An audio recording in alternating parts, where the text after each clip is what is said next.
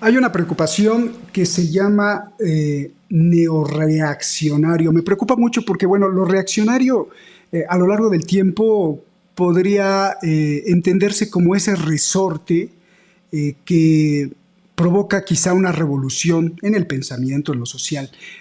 Lo neoreaccionario se complica más explicarlo, pero se complica mucho más cuando estos términos se usan para entender lo que pasa en las políticas mundiales en cuestión de tecnología, en cuestión de deshumanización, y ahí vamos a abrir una ventana que yo diría es de terror.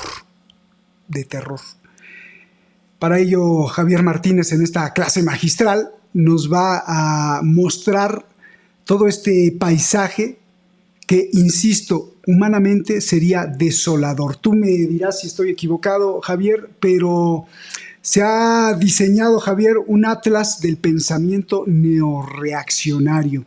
Y hay en ese atlas unos sujetos que no tienen nada que ver con lo que somos, me imagino, la mayoría de seres humanos en el planeta Tierra, como Javier, como tú que nos ves en cualquier parte del mundo, que está preocupado por las cuestiones de vivir bien, de bienestar, de desarrollarse como seres humanos, de compartir, de solidarizarse. La solidaridad es, yo creo que muy importante, pero estos sujetos yo creo que no tienen nada que ver con eso. Adelante, Javier, vámonos directamente con el Atlas del pensamiento neoreaccionario. ¿Qué es esto y quiénes son los sujetos que están ahí detrás de todo esto? Javier Martínez, un gustazo.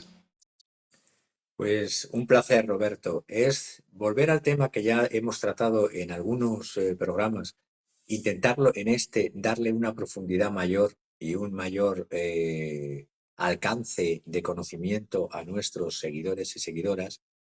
Ya hablamos hace tiempo de este libro, La Ilustración Oscura, la Ilustración Oscura y otros ensayos sobre la neoreacción de Nick Land. En este libro es uno de los, por así decirlo, una de las Biblias que manejan estos pensadores al servicio de los ultra ricos tecno-oligárquicos y quieren configurar un pensamiento que justifique este poder de estos ultra ricos tecno-oligárquicos sobre el resto de la sociedad. La Ilustración Oscura, también conocida como Movimiento Neo-Reaccionario o NRX, es una corriente que la quieren revestir de filosofía política de la llamada Alternative Right o extrema derecha, far right.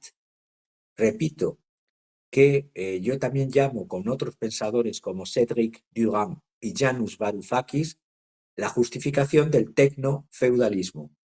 Es una ideología nativa digital cuyas obras, ya os he mostrado una, veremos más en el desarrollo del programa, tiene su origen ya en los años finales de los 90, en el año 97, hubo un libro de Sovereign Individual, la soberanía individual, de un británico y de un estadounidense, un escritor de Estados Unidos que todavía vive, es muy mayor, James Dale Davidson, y un británico que ya falleció, William Rees-Mogg, que es el padre de una figura del Partido Conservador, exministro de Oportunidades, Brexit y Eficiencia Gubernativa, ex empleado, el hijo de Rothschild.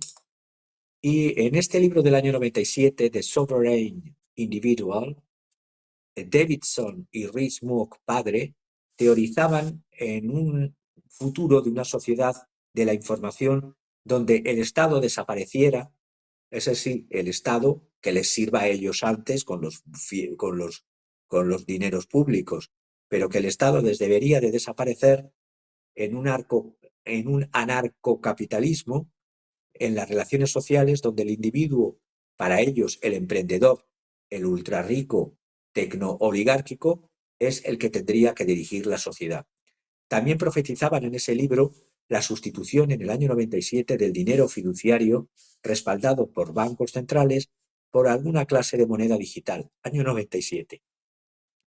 En cualquier caso, la ilustración oscura de Dark Enlightenment, este libro que os he mostrado, tiene también su origen más cercano en Curtis Yarvin, que le hemos mostrado al principio, con esas melenas, Curtis Yarvin, alias se hace llamar Mencius Moe o Mencius Molbrook, en un libro que se llama Unqualified Reservation. Es un ingeniero de software, Yarvin, de profesión, emprendedor empresarial del sector, y sus escritos han sido pulidos o refinados por el autor que os he mostrado antes, Nick Land, en La ilustración oscura. Este libro es del 2012. Hace guiños a la cultura popular, evidentemente para atraerse votantes, aunque no creen en la democracia. Los 5 pilares, mejor dicho, para que sepamos la columna vertebral de este pensamiento. Luego veremos el atlas de los distintos pensadores, muy enfrentados algunos en sus teorías, porque es un caos teórico. Pero bueno, los 5 pilares que habitualmente de esta ideología son el rechazo a la democracia. En su teorización, la democracia para ellos es el germen del fascismo. Suena cómico porque estamos tratando con unas personas que utilizan una lógica que distorsiona los conceptos. Es decir, la democracia lleva al fascismo. En cambio, en su visión anarcocapitalista utópica, democracia y libertad son incompatibles. La libertad y la democracia son incompatibles para ellos. La única libertad es la de el gobierno de los CEOs, de los altísimos ejecutivos, basado en un gobierno de ciudades-estados corporativas, una corporatocracia a lo bestia, un gobierno autoritario, no democrático.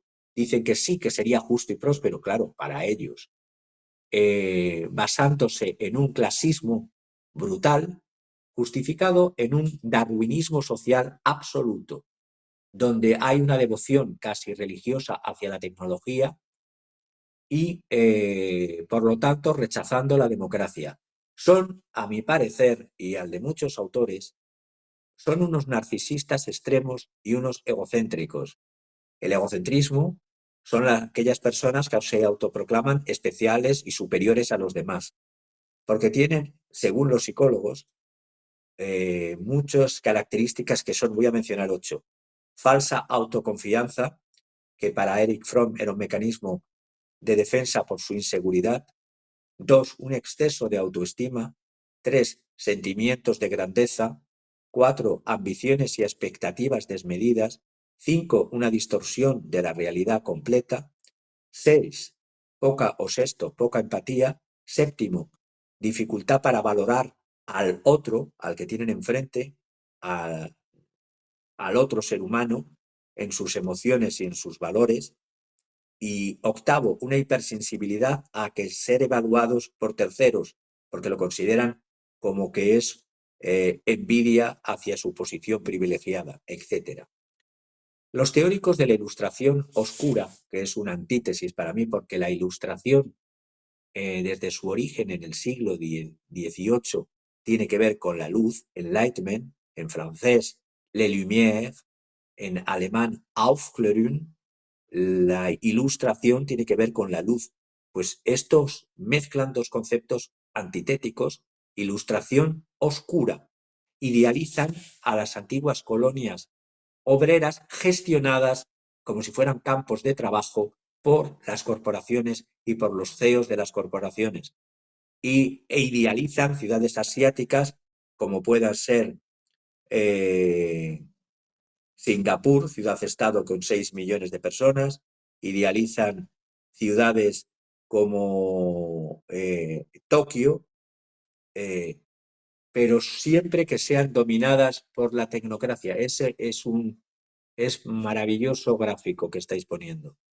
Además de idealizar este autoritarismo y esta demente situación de despreciar la democracia, porque según ellos conduce al fascismo, en cambio, su autoritarismo y poder corporocrático no es fascismo, es libertad para ellos.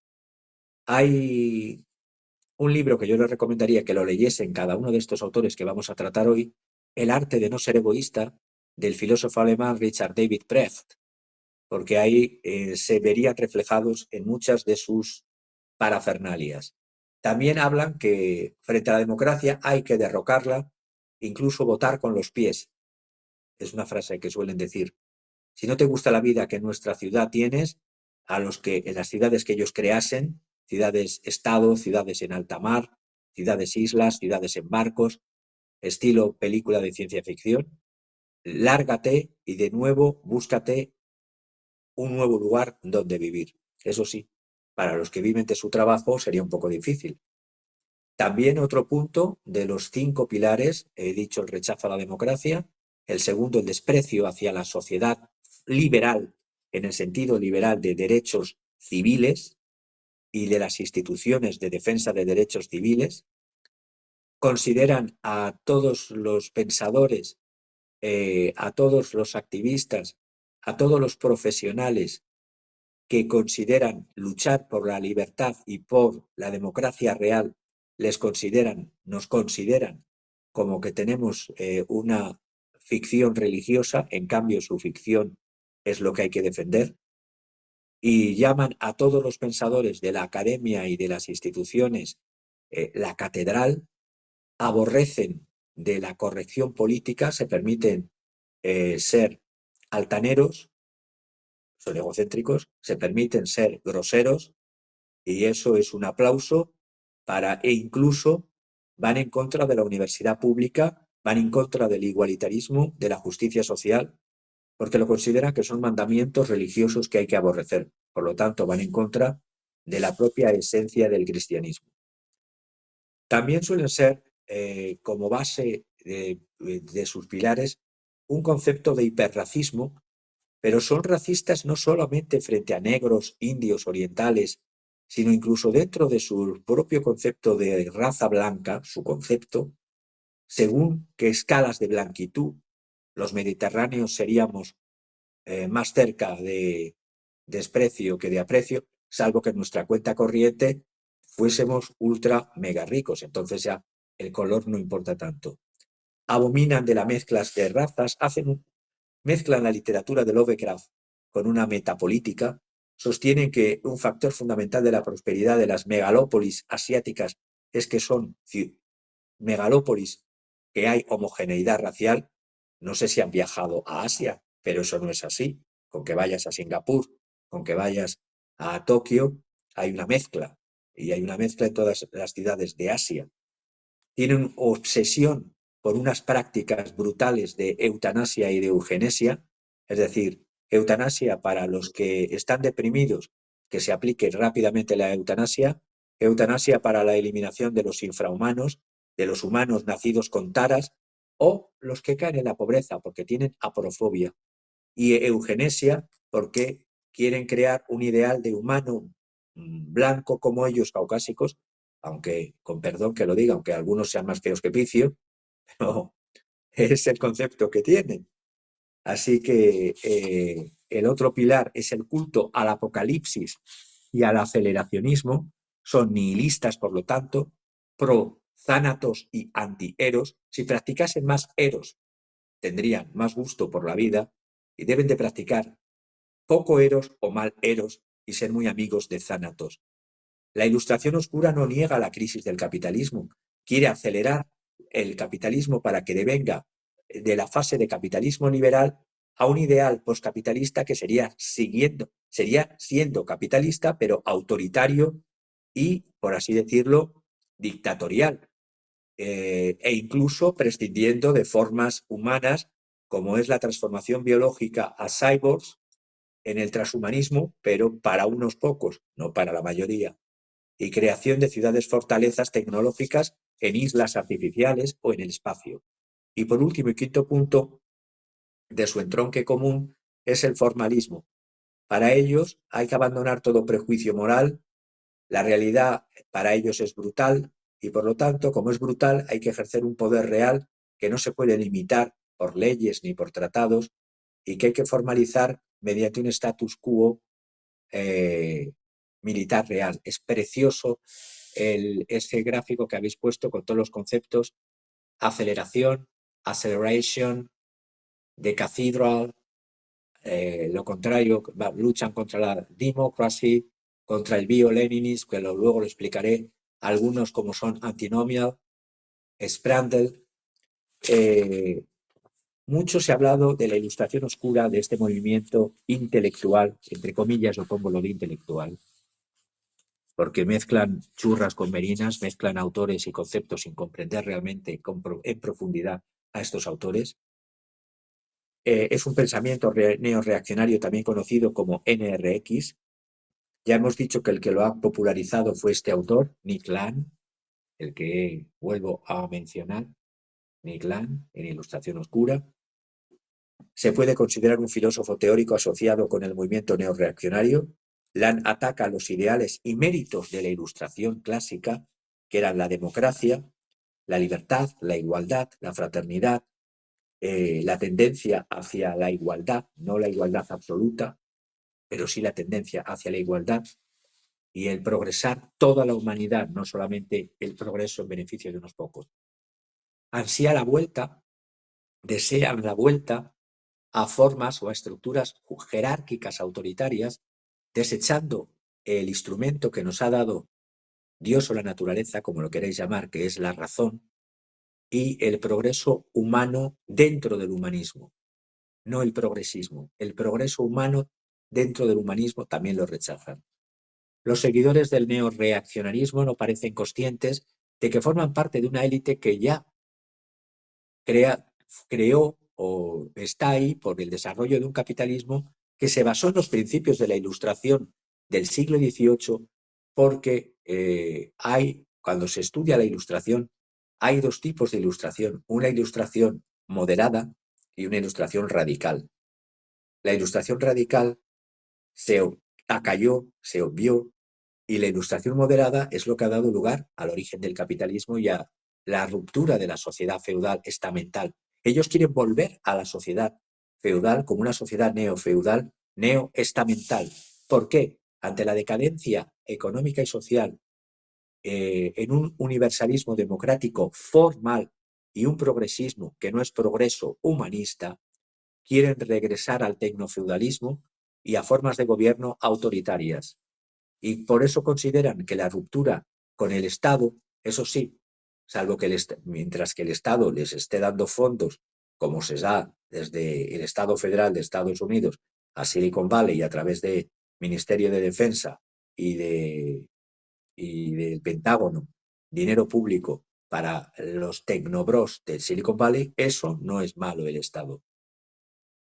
Hay una búsqueda desesperada por una salida a esta crisis del capitalismo occidental y, a mi parecer, esto demuestra que no pueden adecuar una superestructura incapaz de dar sostén a la nueva realidad económica social que está surgiendo y, por lo tanto, tiene que sacarse de la manga esta ideología para justificar un status quo, para justificar un poder.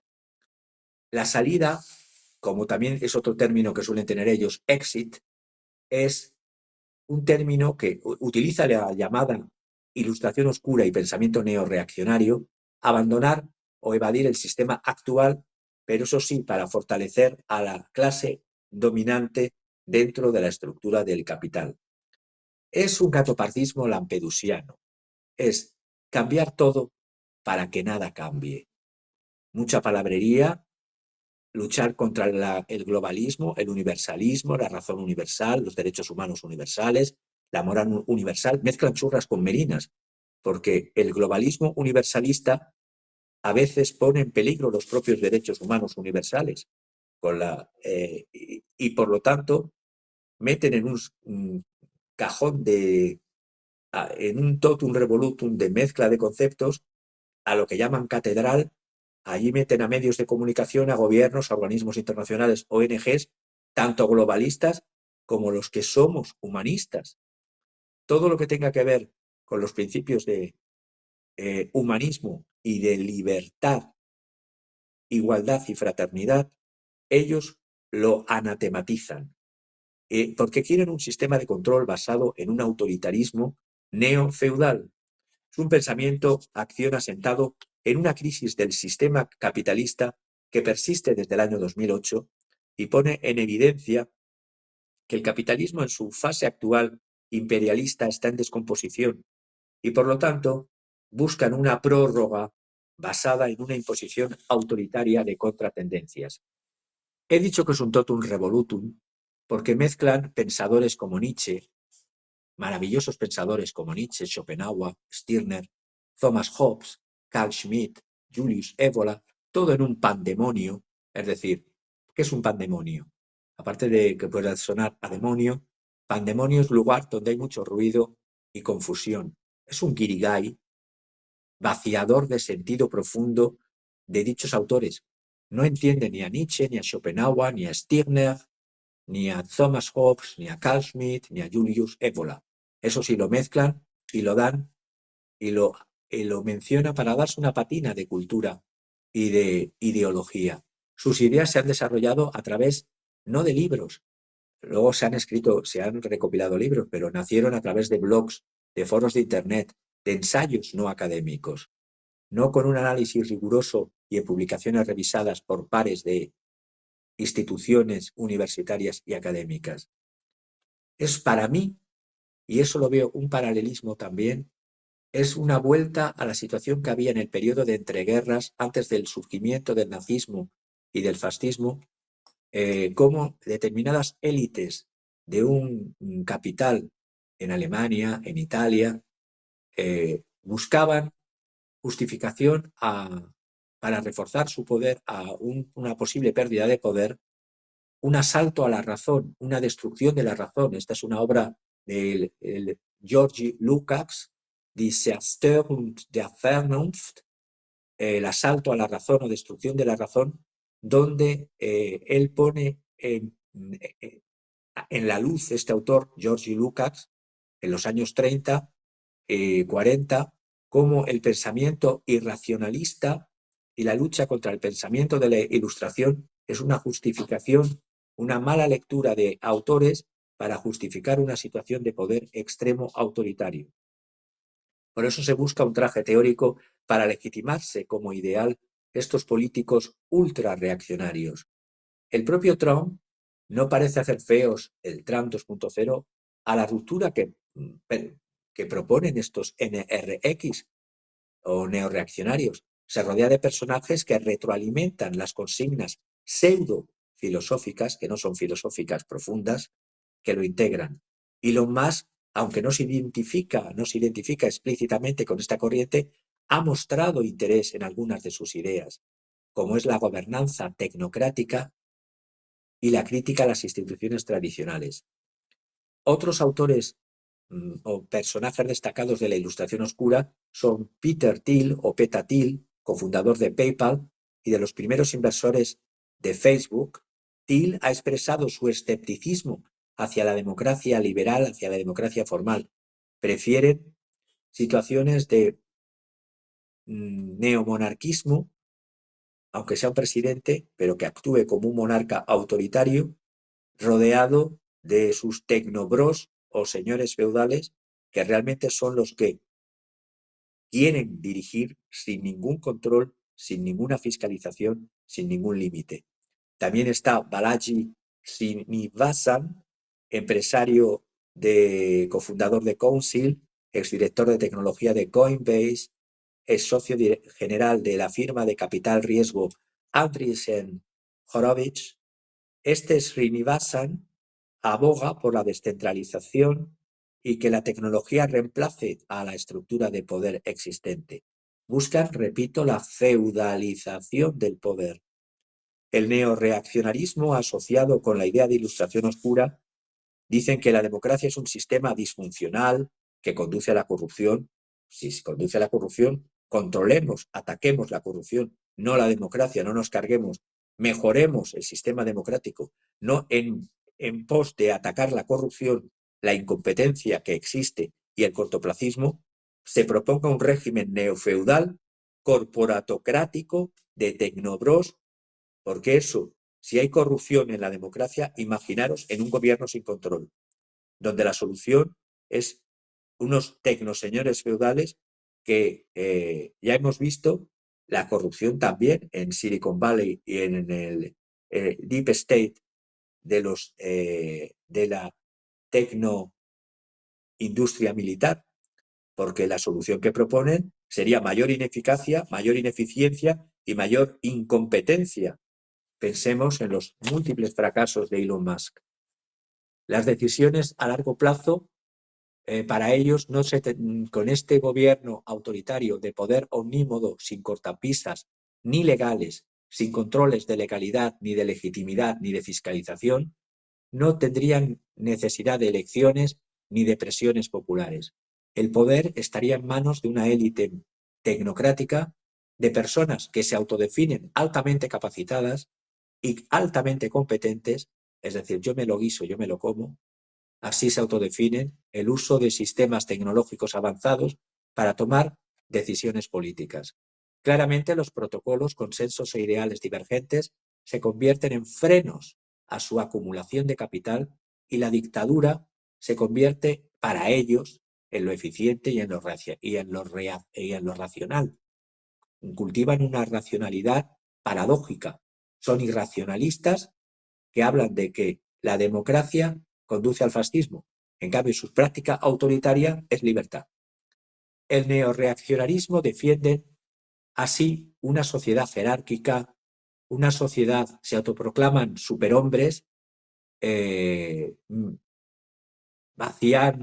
vaciar los fondos del Estado y los fondos de los contribuyentes para ellos, quieren crear una sociedad, repito, jerárquica, orgánica, neoestamental, neodarwinista, que liquida definitivamente las libertades civiles, y orgánica en donde las personas están ocupando posiciones por su capacidad y por su mérito, según ellos definen el mérito.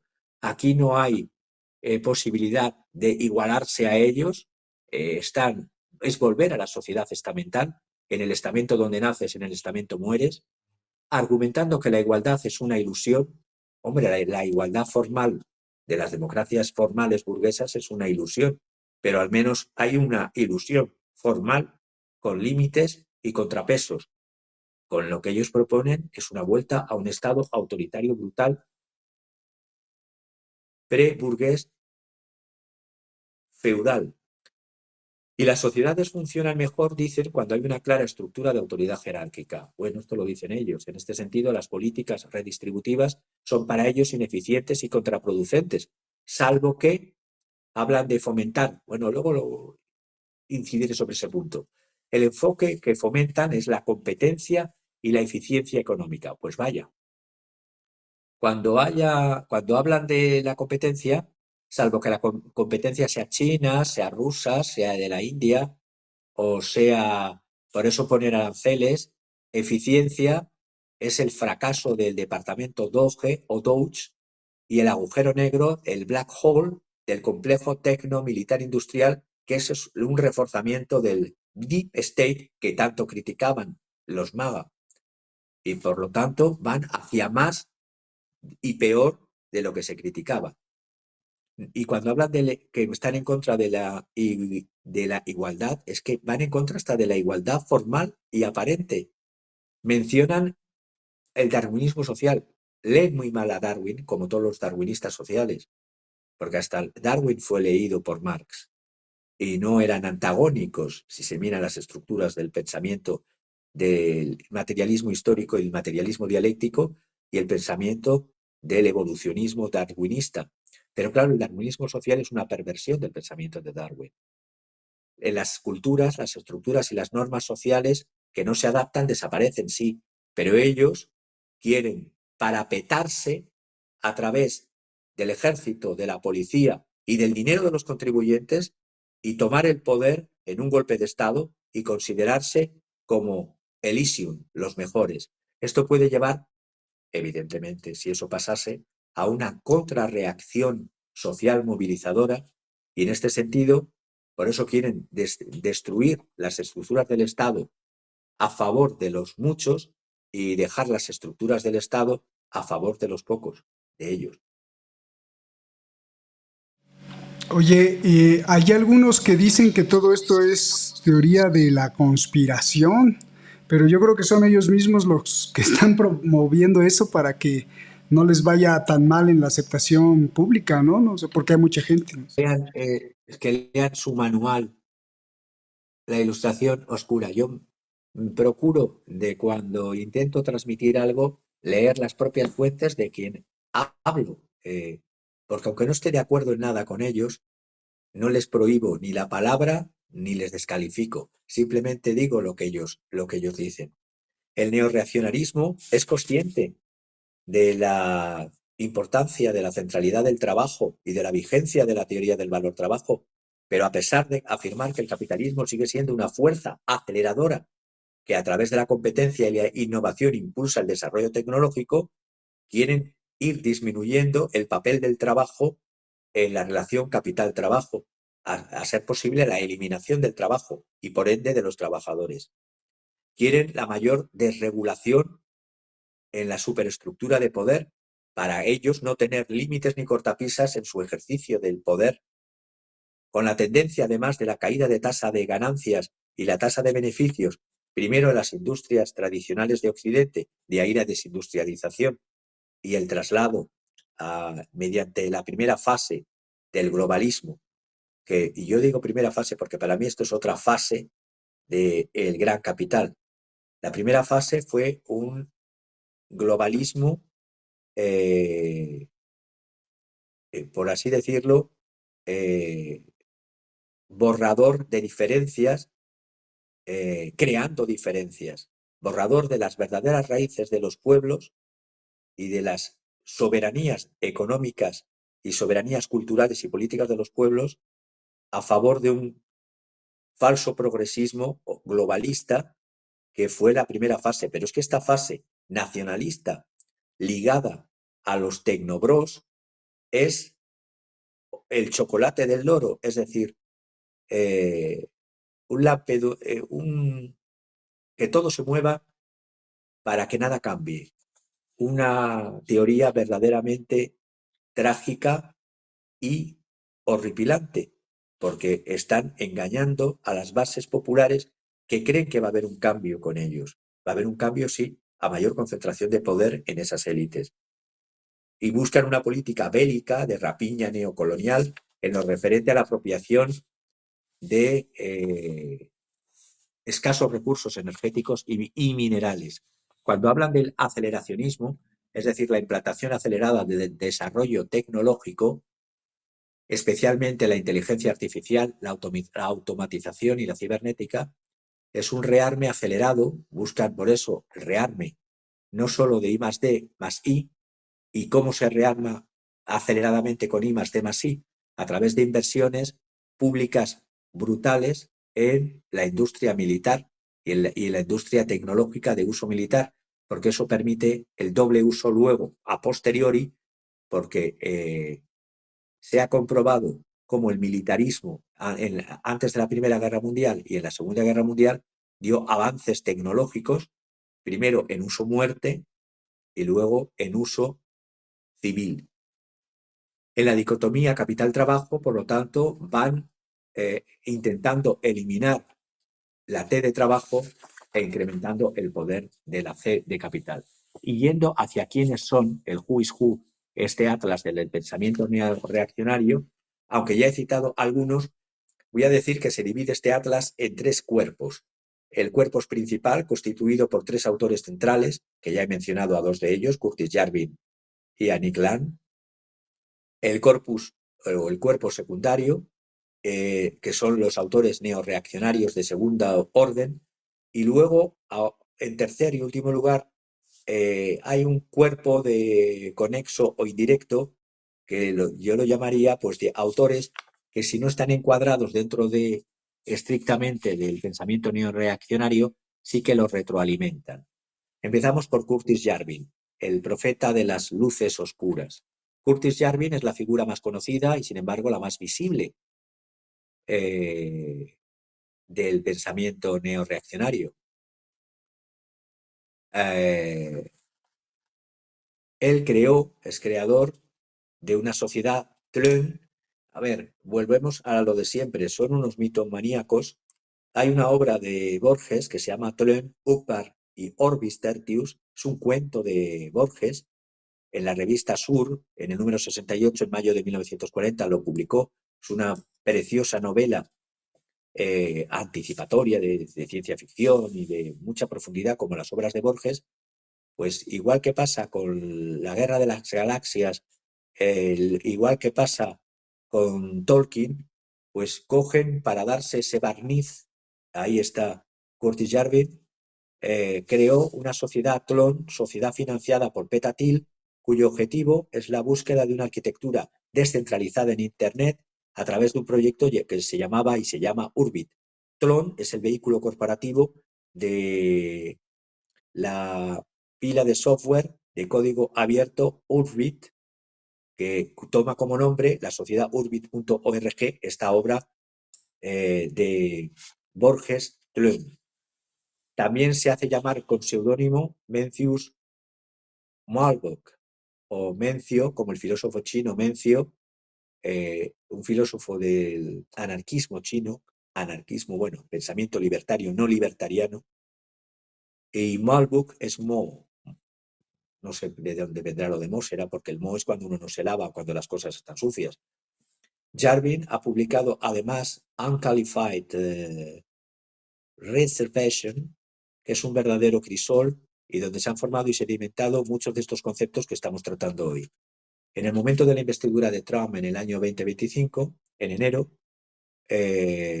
fue citado como uno de los influencers intelectuales mayores de la nueva administración Trump 2.0, después de haber sido durante mucho tiempo un autor al margen, en los márgenes de Internet. Le concedieron entrevistas y le conceden entrevistas desde entonces en las páginas del New York Times y de otros diarios. Jarvin, en su pensamiento, que lo resumo, de cada autor lo voy a resumir sus ideas principales. Jarvin, su pensamiento es un formalismo o un neocameralismo. ¿Qué es un neocameralismo? El cameralismo prusiano es una teoría política de la época del siglo XIX de Federico I Guillermo de Prusia, en la cual pensad la idea, en vez de un Estado de ciudadanos, estamos hablando de un Estado en el cual una empresa es propietaria del país, una empresa propietaria del país y que está estructurada como una sociedad anónima, la nación, el país, en acciones dirigidas por un CEO que maximizaría el beneficio. Y podría construirse, además, feudos libres de leyes y de regulaciones externas, como plataformas marinas, buques de crucero modificados en pequeños ciudades-estados, islas flotantes, ciudades-estados. Ya incluso tienen en Suffolk, en Inglaterra, un principado, el Principado de Seeland. Por lo tanto, buscan creación de pequeños estados neofeudales que luchen contra un estado de derecho y un estado de libertades y de control, de legalidad, legitimidad y de control del poder. Para ellos la democracia, para Curtis Jarvin, es ineficaz y es blanda. Tienen un concepto con la dureza tremendamente psicoanalítico. Debería ser anulada la democracia representativa por ineficaz y blanda, y un gobierno concebido como la emanación lógica y funcional de un consejo de administración de una empresa dirigida por un rey CEO. Es la idea que tiene este buen señor. El debate político, nada de debates políticos, habla mucho de manosfera, de un despertar masculino. Ya digo yo que tienen muy poco de Eros, han disfrutado poco de Eros y tienen mucho de Thanatos, y por eso la idealización, eso pasó también en la transición durante la Primera Guerra, después de la Primera Guerra Mundial a la Segunda Guerra Mundial, existieron ligas en Alemania de hombres, los Männerbund, y los Van der Vogel, jóvenes amantes de la naturaleza. Los Männerbund eran asociaciones masculinas que luego, después de la Primera Guerra, reunía a muchos militares desenganchados de la guerra, a muchos retirados y olvidados por los estados a los cuales habían servido. Pues aquí se habla de este pensamiento político a través de estas obras de Curtis Yarvin, que os menciono algunas: Grey Mirror, Espejo Gris, la que he mencionado, la Unqualified Reservation. No están traducidas en inglés, pero se pueden leer su pensamiento ya más refinado a través de la obra de Nick Land, La Ilustración Oscura, que os he mencionado antes. También Curtis Yarvin habla mezclando Matrix, esto es lo que más me hace gracia, mezcla Matrix con Aristóteles, habla de poner fin al fallido experimento democrático de los últimos siglos e instaurar una monarquía tecno-autoritaria, habla de la eugenesia y elección de los mejores. Pues no sé si con su pensamiento yo, si tuviese que elegirle, le elegiría como los mejores. Y habla de la eutanasia como eliminar a los inútiles. Es una teoría neorreaccionaria la suya, la unión de dos fuerzas, el espíritu de la ingeniería moderna y la gran herencia del pensamiento predemocrático de otras épocas. Y mezcla, por ejemplo, a Ébola, que es un tradicionalista con un pensamiento muy profundo, aunque se pueda diferir de él, pero tiene profundidad y tiene base y tiene calado, y lo mezcla con el pensamiento de los libertarianos. Si Julius Ébola despertase, creo que saldría corriendo de estas mezclas que le hacen. Otro es Nick Land, el del libro. Nick Land es el fundador del concepto aceleracionismo. Los aceleracionistas argumentan que la tecnología, especialmente la informática y el capitalismo en su variedad globalista e expansionista, deberían acelerarse, deberían intensificarse, porque es lo mejor que le puede pasar a la humanidad, porque así, al no haber alternativa, tendrían que caer en una solución como la que ellos predican, de un régimen tecnofeudal autoritario. Encontramos, por lo tanto, en Nick Land una arquitectura conceptual que articula, da un poco de limpieza al pensamiento caótico de Curtis Yarvin, al de Peter Thiel, a los paleolibertarianos de Hans Hermann Hoppe y a sus propias intuiciones filosóficas. También Mark Andreessen cita a Nick Land entre sus influencias en un manifiesto tecno-optimista en el año 23, y lo describe como la máquina del tecnocapital, un motor consciente de autoacelerado de formación cultural y productiva.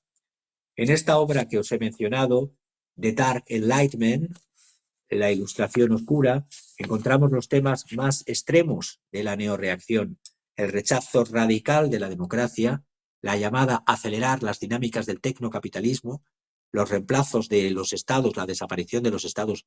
Se dicen nacionalistas y luego quieren desaparecer los estados-nación, es decir, es una contradicción una tras otra. El reemplazo de los estados por entidades pensadas como empresas privadas, llamadas órdenes neocamerales. Ya os he explicado el origen del neocameralismo, del cameralismo prusiano en el siglo XIX, una fascinación por la cultura numérica, por las profecías autorrealizadas del caos, por la hyperstition, es otro término en inglés que utilizan, hyperstition. Las hipersticiones son ficciones que se vuelven realidad, es decir, deseos realizados, con origen en la ciencia de la cibernética y con la mezcla, porque aquí mezclan churrascomerinas, el esquizoanálisis de Gilles Deleuze y Félix Guattari, que son dos psicoanalistas heterodoxos, y lo mezclan también con ciencia ficción. Mezclan a Nietzsche, a Georges Bataille, a François Lyotard, a Gilles Deleuze, a Félix Guattari. Han leído muy mal a los autores franceses y alemanes que acabo de citar.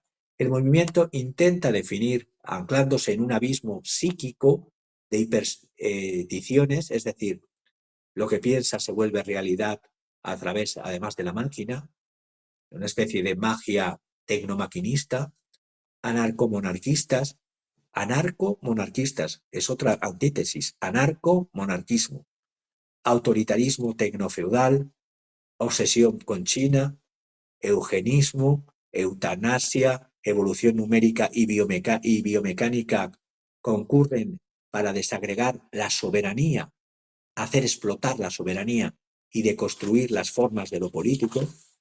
Esto es la obra de Nick Land. Hay otros que voy a ir citando para ir acabando. Hay uno que se hace llamar con seudónimo Bronze Age Pervert. Sí, se hace llamar Bronze Age Pervert. Y es Costin Vlad Alamariu, de madre rumana, de padre judío, bautizado en la Iglesia Ortodoxa rumana. Una mezcla. Es matemático del MIT, hizo filosofía en la Universidad de Columbia y ciencias políticas en la Universidad de Yale. Tiene 45 años ahora. Antes que su identidad fuese revelada, se hacía llamar Bronze Age Pervert. Costin Alamariu no era más que un estudiante en teoría política en Columbia. Está influido y mezcla teorías, la de Friedrich Nietzsche, Carl Schmitt y Leo Strauss. Él se hacía llamar pervertido de la edad de bronce. Ese es el nombre que le gustaba llamarse, ese es Alamariu. Es es culturista. Yo he estado visitando su página, bueno, su su Twitter, su X, es Costin _ o _its, EATS. Se hace obsesión por el culturismo masculino, el nacionalismo eh, eh, y un neofascismo de modé, y sin entender bien lo que es el fascismo tampoco. Mezcla nietzscheísmo con cibernética, darwinismo social, y a su vez es antidarwinista virulento en la teoría de la evolución, porque piensa que no todos pueden evolucionar, es decir, han perdido una teoría política heredada de Leo Strauss, que hay que leer a Leo Strauss, aunque no lo compartas, pero Leo Strauss es un autor de una categoría intelectual y de una profundidad que estos autores, como he dicho antes con Julius Evola, si levantasen la cabeza saldrían corriendo o les harían correr. Hace una lectura tecno-eugenista de Platón y referencias otra vez más a la manosfera, la esfera de los hombres. Hay más amor y menos obsesiones, y a la cultura del culturismo y a la retórica de la píldora amarilla, de la píldora roja, perdón, de la red pill. Fue borrado de Twitter, pero cuando lo compró Elon Musk, volvió a restablecerse. Ya he dicho antes la cuenta que tiene. Sus textos han circulado hasta en la Casa Blanca a través de jóvenes colaboradores de la primera administración Trump 1.0. El actual director de planificación política de Estados Unidos, Michael Anton, escribió en el 2019 una recesión de este Bronze Age Mindset, pervertido en edad de bronce, así se hace llamar, y encarna un punto nodal entre el neomonarquismo, el neotribalismo reaccionario, la cultura del gaming, el universo de los memes y la esfera incel. Incel, a ver, los incel son aquellos que se autodenominan como tal, los que están solitarios por voluntad propia, porque no admiten cómo están las mujeres actualmente. Luego, si queréis, Constantin Alamariu, termino con él, su filosofía nace con la idea de la naturaleza y depende de ella. Habla de una realidad biológica y una transmisión hereditaria de las cualidades físicas y conductuales, pero no habla de los entornos y la importancia del entorno también. Dice que los códigos morales y legales son relativos y por lo tanto se puede pasar de ellos. Solo dentro del horizonte espiritual e intelectual de ciertos tipos de aristocracia, la que ellos crean y la que ellos se creen, se tiene acceso a percepciones y a una capacidad y libertad de expresarlas absolutamente. Ese es el pensamiento que él tiene. Hay otros autores, son todos fundamentalmente de blogs. Anomaly UK, se llama así, Anomalía UK, el bloguero crítico, defiende, voy rápido, mezcla teorías de Alexandre Kojève, otro autor muy inspirado por el pensamiento de Hegel, un hegeliano de derechas, pero que no tiene nada que ver con lo que este autor, Anomaly UK, dice. Es un defensor de la aceleración tecnológica en Europa como condición de un rearme estratégico. Está opuesto al globalismo, al Islam, a la inmigración en masa y a la debilidad cultural y al pacifismo. Y es un autor de tercera círculo que he dicho, ligados a la neoreacción, que en el primer círculo está Curtis Yarvin y Nick Land. Y voy terminando con Spandrel, que también le habéis puesto ahí. Spandrel es el autor del blog Bloody Shower, unos nombres realmente que me dejan. Bloody Shower. Spandrel, el antibioleninista. A ver qué quiere decir ese concepto. Pues Spandrel, el bioleninismo es la acción colectiva de diferentes, para ellos, cuando grupos de infrahumanos, de infrahombres, por decirlo así, como los tratarían ellos a estas personas, cuando se ponen a actuar colectivamente, la acción colectiva de diferentes minorías mediocres en torno a un proyecto común en Europa Occidental, alcanzó el poder con la Revolución de Octubre porque no había una clase dirigente cohesionada. Por lo tanto, resume a la Revolución Soviética como que esas masas que conquistaron el poder eran mediocres que tomaron el poder. Pues los mediocres duraron 80 años en el poder. Pero bueno, el concepto de bioleninismo, el concepto también de trituradora de coeficiente intelectual. Dice que otro concepto suyo, un tipo de las grandes ciudades en las que numerosos trabajadores con altas capacidades son purgados del acervo general al no tener hijos. Por lo tanto, si no tienes hijos, vienen otros pueblos y trituran tu coeficiente intelectual.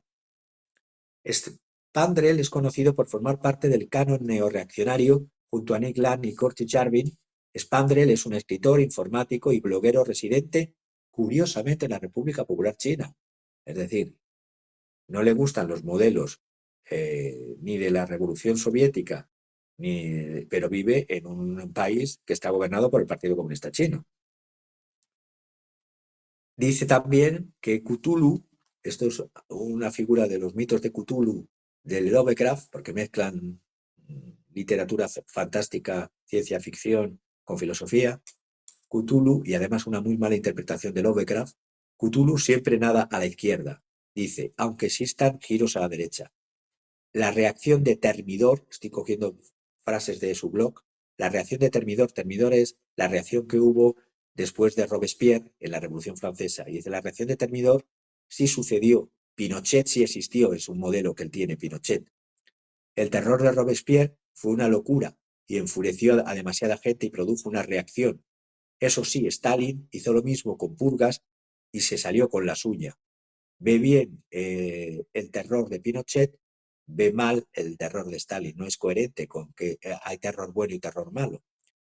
Las deportaciones masivas, dice del Trump 2.0, se pregunta, ¿revertirán las innumerables redes de inmigración?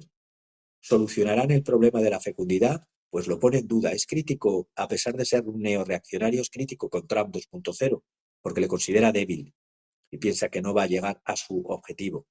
Una gran parte de la coalición está alineada con su giro 180 grados en la saga Epstein, ya que no han revelado lo que dijo que revelaría.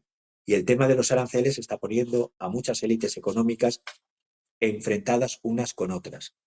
También habla de la teoría, en la teoría de juegos, habla del punto focal o punto de Schelling. Habla de que, bueno, esto es que después de décadas si sale mal el experimento Trump 2.0, vendrá una época izquierdista, un punto de Schelling izquierdista, pero no de Schelling el autor romántico, sino de Thomas Schelling. Por eso digo que hablan para una élite y encima hablan conceptos que no son muy bien hilvanados, muy bien hilados unos con otros. El único punto de Schelling estable y no izquierdista que podría funcionar en Europa es el nacionalismo, un nacionalismo europeo, y es bastante irrealizable, es un escéptico y melancólico, piensa que no se puede hacer nada. Y en China, la política de los 3 hijos y los avisos de despido a empleados para que formen una familia está dando resultados, dice, y está bajando la población en China, pero bueno. Terminaría diciendo otros autores ya más minoritarios de estas corrientes, Charles Hayward, el funcionalista tecno-medieval, mezcla lo tecno con lo medieval, como todos estos, hombre de negocios, antiguo abogado, diplomado de la Universidad de Chicago, una de las alma mater preferidas de los PayPal Mafia. Charles Hayward es igualmente start-upper, es decir, creador de startup y teórico político. Él habla del fundacionalismo, se crean palabras nuevos, palabras y palabras y palabras nuevos. El fundacionalismo, mezcla de found y de nacionalismo, es una forma de tecno-medievalismo que Heywood califica como futuro pasado. Les encanta las antítesis. Una hibridación entre utopía tecnológica y formas sociales tradicionales, donde se cruzan órdenes caballerescas medievales y órdenes guildas mercantiles adaptadas en la era numérica. Tiene a sus autores intelectuales de cabecera mezclándolos, a Thomas Paine, que es un defensor de la democracia radical y de los derechos civiles y políticos, pues mezcla a Thomas Paine con Carl Schmitt, el pensador de la época nazi-posnazi en Alemania, Carl Schmitt, lo mezcla con Ernst Junger, al cual tuve el gusto de conocer en persona y si pensara que le mezclaban con todas estas personas, creo que se volvería loco, a Patrick Dennin y a Robert Heinlein, el autor de ciencia ficción. También mezcla con una autora progresista entre sus ideas, Mariana Mazzucato, que es un pensadora comunitaria y economista del progresismo. Tienen un cacao. Charles Hayward es un empresario, bloguero, comentarista de extrema derecha. Fundó Mansfield King, fabricante de productos para el cuidado del cabello en Indianápolis, que vendió en el 2020. Posteriormente fundó una organización masculina de alt-right, Sociedad para la Renovación Cívica Estadounidense, la Society for the American Civic Renewal. Ha predicho el colapso de Estados Unidos y ha manifestado su deseo de convertirse en un señor de la guerra, en un warlord, señor de la guerra de una red clientelar armada, y expresó su apoyo al ataque en el Capitolio de Estados Unidos el 6 de enero del 2021.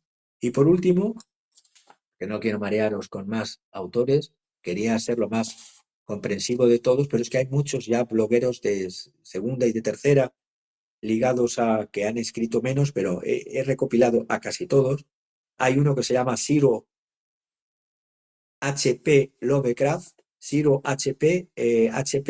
Howard Phillips Lovecraft, es anónimo, es el mago de lo raro, de lo bizarro, es un autor de ciencia ficción.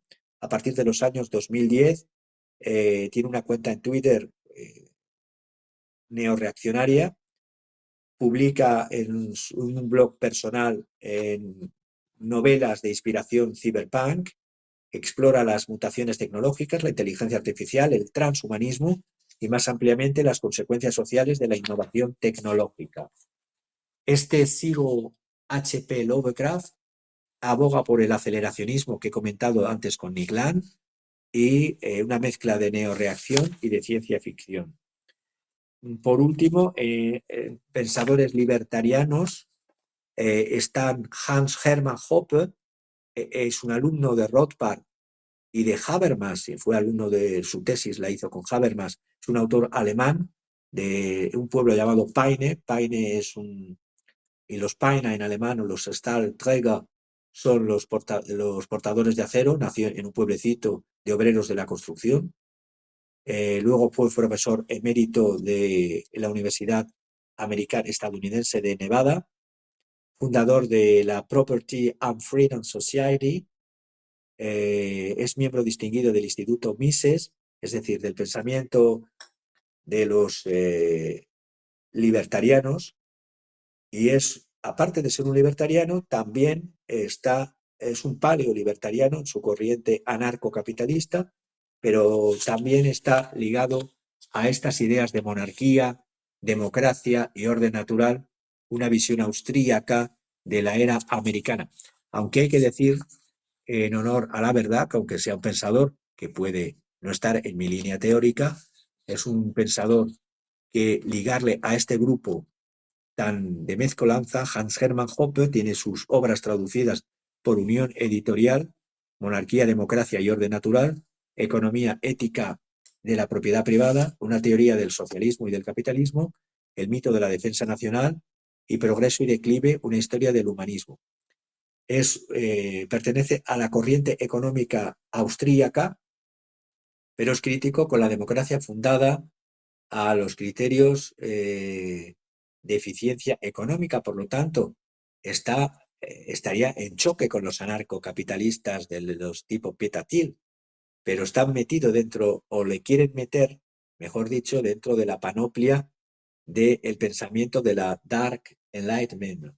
Y yo creo que, aunque no participe de sus ideas, es volver a defender autores que los mezclan de una manera para darse, porque este autor además tiene Hans Hermann Hoppe, no voy a, merecería todo un programa con sus pros y contras de sus teorías, pero el racionalismo kantiano que promueve es la base de su praxeología, tanto de Ludwig von Mises, que aporta pocas pero más sólidas certezas a la ciencia económica que las metodologías de la llamada economía ortodoxa liberal y de la economía ortodoxa libertariana, no anarcocapitalista austríaca, con premisas, como digo, que tienen empiristas positivistas, frente a esta ética que hace Rope más argumentativa. Y nos vamos, si queréis, directamente, porque ya estarían Petatil, y que ya le hemos mencionado en otros programas, y Marc Andreessen como empresarios, y nos vamos a la obra que he traído hoy. Muy bien. Creo que este Hans Hermann Hoppe fue quien inspiró a Javier Milei y luego le llamó libertarado, porque dijo que era un imbécil este mismo pensador, o sea, Javier Milei a este. Pero bueno, son cortados con la misma tijera. Aquí, porque incluso aunque tú puedas no estar de acuerdo con las teorías de Hans Hermann Hoppe, son autores, este autor, con una solidez intelectual, aunque no participes y estés totalmente en contra de sus ideas. Yo, como bien volteriano o revolter, como es mi seudónimo, pienso como Voltaire. Es decir, aunque no comparta tus ideas, daría mi vida porque las puedas exponer, pero cuando son ideas fundamentadas, cuando son ideas estudiadas, académicas y tal. Hans Hermann Hoppe es un autor que tiene una trascendencia que, cuando un Milley se dice seguidor de él y luego hace las barbaridades que hace, por eso se quiere distanciar Hans Hermann Hoppe. Porque las prácticas, como si de estos tecnobros, cuando mezclan a Nietzsche con Aristóteles o con Schopenhauer o con distintos autores, si levantasen la cabeza dirían: pero ¿por qué me meten en ese guirigay, en ese pandemonium que ustedes crean y están intentando para justificar meramente 4 mega ultra ricos su estatus social y su poder, hacer toda esa parafernalia, ese pandemonium teorético, ideológico, pero confusionista? Pues por lo tanto, porque quieren jugar con ilusiones ópticas. De ahí que lo de la obra de hoy tenga que ver con las ilusiones ópticas. Adelante, Javier, ¿qué nos traes en la obra que He, que- esperamos todos? he querido traer un autorretrato en una esfera espejo. Se dice así en holandés, muy parecido al alemán en esos dos términos. Self-portrait in Spiegel es una obra del gran grabador y artista Escher, que sé que te gusta mucho. Escher está en la colección del Museo de Arte de Escher de La Haya, que tuve el placer de estudiar allí. Escher Collection Kunstmuseum de La Haya es un grabado de Escher. Es un grabado de 31 centímetros por 21 centímetros. Representa sobre una esfera reflectante. Es uno de los autorretratos más originales e intrigantes de la historia del arte. Refleja fielmente a su autor. Ahí le vemos el autor. Si vemos directamente la obra, veis cómo está reflejado en esa bola de cristal sujeta por una mano. Es una bola de cristal donde el autor se auto representa. Refleja fielmente a su autor, sobre todo en la imagen que hemos visto primera, no tanto por su fisionomía, sino más bien por ese mundo de lo imposible plagado de juegos ópticos, donde se sube y se baja a la vez, infinitamente, donde lo de atrás está delante, lo de delante está detrás, donde la gravedad no existe, nos transporta a un universo donde la ciencia y el arte confluyen en un universo onírico.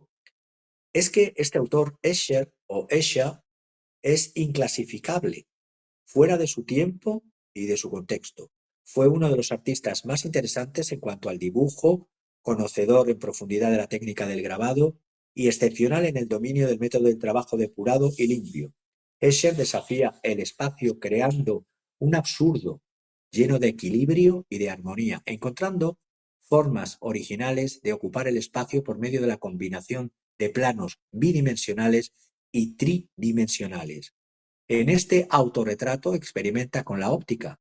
Nos propone la visión en un espejo esférico, sostenido por su propia mano. Del artista a la esfera del cristal nos muestra el reflejo de Escher y del espacio definido en que se encuentra, reproduciendo los objetos con gran detalle. El sillón, los sillones, la ventana, la lámpara, la librería, un primer sofá, él extendiendo la mano hacia la propia mano de él mismo sujetando la esfera. Es un reflejo de dualidad de planos, de dimensiones, de espacios y de materia que constituye uno de los pilares fundamentales del universo incomparable de Escher. Por eso he querido traerlo aquí, porque los políticos de hoy y los que sostienen a estos políticos, esta élite, que no me canso de criticarla por sus fechorías y sobre todo porque nos intentan vender gato por liebre, hoy nos venden con esta ideología creada a posteriori de su ocupación del poder para justificar su estatus de poder, nos venden juegos malabares y nos venden juegos de espejos reflectantes, cóncavos, convexos, esféricos. La ideología del poder de los detentadores del poder deforman, distorsionan, desenfocan la realidad, tanto la fáctica, la funcional y la estructural. Esconden, y aquí es en donde les voy a decir lo que hacen. Esconden esclavitud cuando hablan de libertad. Prometen liberación y nos ofrecen alienación. Nos condicionan con una llamada autorrealización. Sé el dueño de tu propio destino, sé tu propio empresario, encadenándonos más y más y haciendo de nosotros mismos siervos voluntarios de su ignominia. Llamamos élites a esta chusma decadente, cleptócrata y corrupta. Nos venden humo cegador de nuestras raíces, humo cegador de nuestras verdaderas identidades, y nos colocan como chivos expiatorios a quién o a quiénes culpar de nuestros males. Desenfocan nuestra ira, nuestras protestas, nuestras luchas y teledirigen nuestros odios, creándose ellos una capa de inviolabilidad, una coraza, a veces hasta de salvadores, cuando los ahogados somos todos, la mayoría, y ellos, los montados en el barco, barco que entre todos hemos construido y barco en que entre todos pagamos con nuestro trabajo y nuestros impuestos. Solo se me ocurre para terminar la que decía Cornelius Castoriadis y Claude Lefort entre los años 49 al 67, frente a la falsa progresía de ahora y la neoreacción que viene, recuperar, más que el concepto de socialismo o barbarie, recuperar humanismo o barbarie. Porque, repito, el propio Charles Darwin, que estos se hacen llamar neodarwinistas sociales, decía Darwin, si la miseria del poder es causada no por las leyes de la naturaleza, sino por las instituciones, grande es nuestro pecado. Y estos quieren justificar el abuso en el uso del poder con Charles Darwin. Por eso digo que muchos de estos que citan se levantarían de sus tumbas. Bravo, bravo.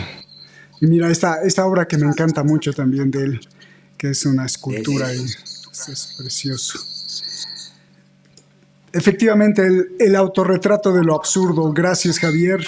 Y qué forma de matizar y de ilustrar con algo gráfico, con una pintura, con algo artístico, todo lo que dijiste del neoreaccionarismo y en este compendio que haces, este atlas de todos estos especímenes, sujetos o tipejos que quieren destruir lo humano entendido como lo solidario, como esa hermandad que nos une a todos, independientemente de creencias y de credos y de racismos y de estupideces, sino que pues todos somos parte de esta misma madre tierra. Yo te agradezco mucho, Javier, fantástica exposición y un abrazo como siempre. Gracias, hermano querido, y gracias a ustedes que nos ven en cualquier parte del mundo. Muchísimas gracias. Gracias por insistir, seguir aquí detrás de la razón y ser parte de esta red. Nos estamos viendo. Hasta la próxima. Muchas gracias. Nos vemos. Gracias. Siempre muy agradecido y se va uno con un gran sabor de boca del aprendizaje que se hace y sobre todo de las reflexiones que se hacen con lo que dices. Javier, un abrazo. Un abrazo. Nos vemos.